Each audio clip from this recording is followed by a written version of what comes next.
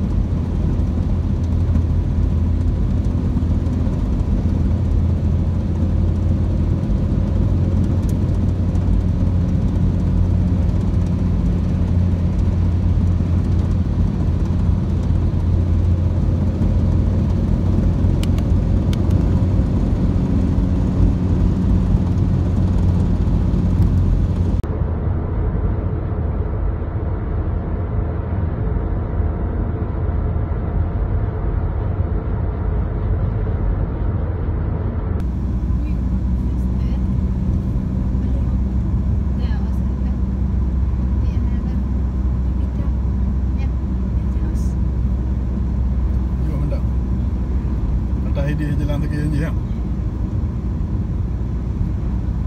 Kalau tu Hulsin je kan. Kalau tu Hulsin, kalau lewat Hulsin kalau tu ke.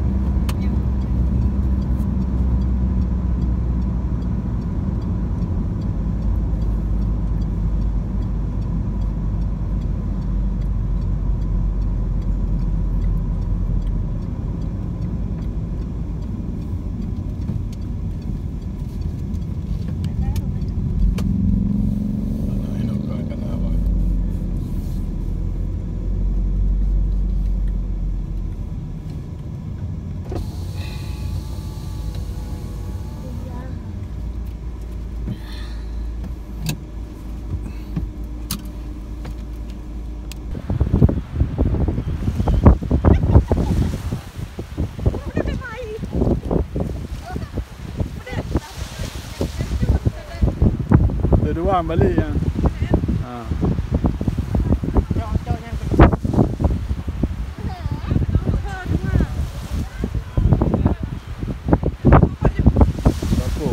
Ya, belum tarik dari utara. Hello. Ya, mana? Yang kau lagi aju. Kita lagi aju.